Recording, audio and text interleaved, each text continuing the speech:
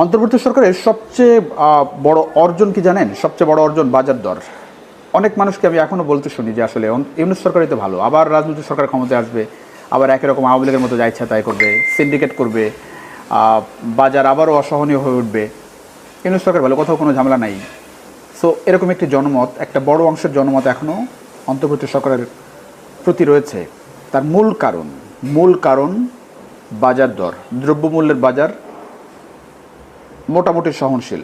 এবং আপনি যদি রোজার ঈদের আগের কথা চিন্তা করেন, এখন কোরবানির ঈদের আগের কথা চিন্তা করেন, মানুষ কিন্তু বাজার নিয়ে আসলে সন্তুষ্ট। এবং সেই জায়গাটাই গতকালকার একটি গণমাধ্যমের শিরোনাম বলছে যে গত বছরের কোরবানির তুলনায় কমেছে অধিকাংশ মশলার দাম। একটু আপনাদেরকে পড়ে শোনাই। দেশি পেঁয়াজ, যেটি আসলে গত কোরবানির ঈদের সময় ছিল 70 থেকে 80 টাকা কেজি, সেটি এখন 45 থেকে 50 টাকা। পেঁয়াজের বাজার এত সস্তা কোন ঈদের আগে ছিল আপনার হয়তো স্মরণ করতে মনে থাকবে না। আপনার স্মরণে চিন্তা করতে হবে আসলে কবে 45 থেকে 50 টাকায় বাংলাদেশে পেঁয়াজ খেয়েছেন।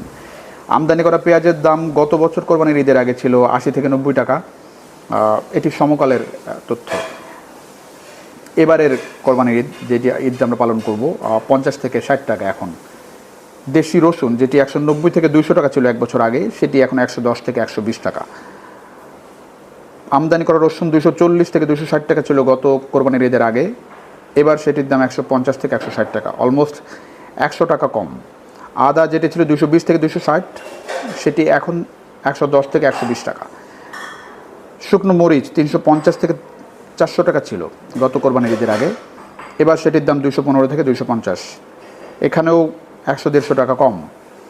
ধনিয়া, যেটি খুবই প্রয়োজনীয় জিনিস কোরবানির ঈদের সময় রান্না করার গুরুত্বপূর্ণ উপাদান, 160 থেকে 170 টাকা ছিল গত কোরবানির ঈদের সময়, এখন 115 থেকে 120 টাকা। হলুদ ছিল 240 থেকে 250 টাকা, সেটি এখন 190 থেকে 200 টাকা। এই বিষয়গুলো আসলে রেকর্ড হয়ে থাকছে।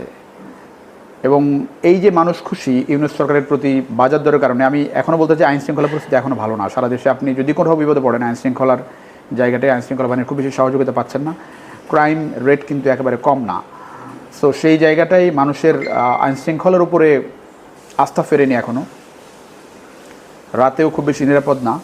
তো সেই জায়গাটাই দ্রব্যমূল্য একরকম ওয়ান কাইন্ড অফ এই সরকারের ভাবমূর্তি ধরে রেখেছে, এই সরকারকে টিকিয়ে রেখেছে আমি বলবো।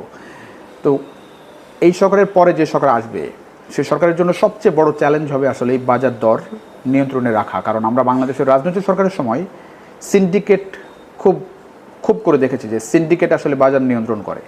সিন্ডিকেটের কারণে আসলে বাজার দর এত বেশি হাই থাকে যে কারণে মানুষের আসলে নাগালের বাইরে থাকে। সো